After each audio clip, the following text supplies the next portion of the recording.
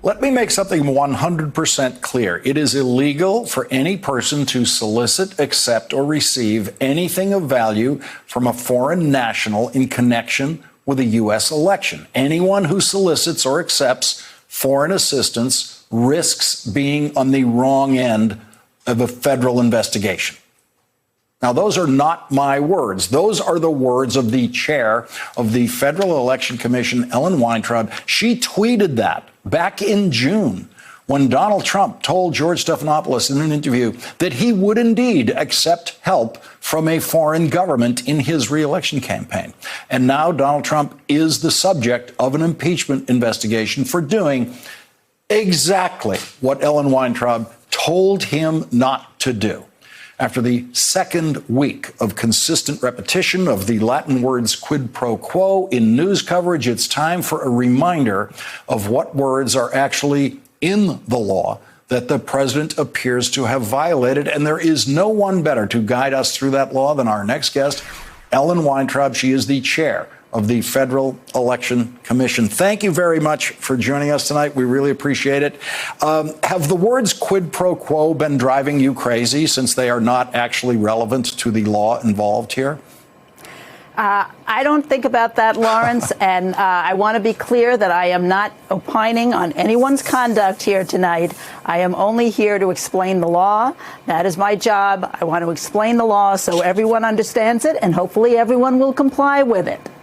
Well, go to it and just clarify what quid pro quo might or might not have to do with the law. Well, quid pro quo is a bribery term. That's in the criminal law. I have civil enforcement authority over the campaign finance laws. So quid pro quo really doesn't enter into it from the standpoint of the FEC. When we talk about the foreign national ban, it is, as I tweeted and as you just read, pretty simple. It is illegal for anyone to solicit, accept, or receive anything of value from any foreign national in connection with a U.S. election. Period. And I want to go over one other concept that's been in the coverage of this, and that's the notion of pressure. And when the president of Ukraine was at the UN and speaking with President Trump publicly, the president of Ukraine said he used the word push. He didn't feel pushed.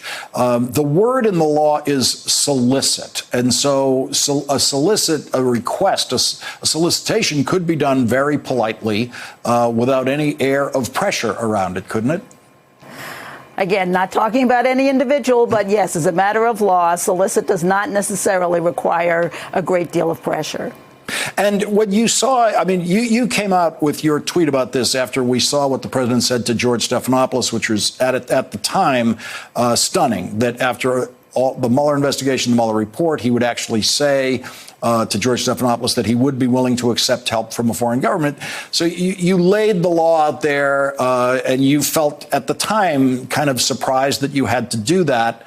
How surprised are you that we are where we are tonight?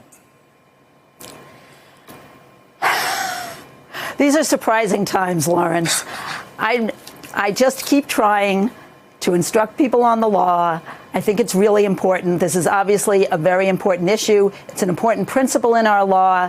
The ban on foreign national spending is enshrined in law, but it's also a principle that was discussed by the founding fathers, and it's a principle that we all should be able to agree on a nonpartisan basis, that we want elections to be run and administered and funded by American citizens, and we want American citizens to be the ones who are making choices in our elections, and we don't want foreign interference.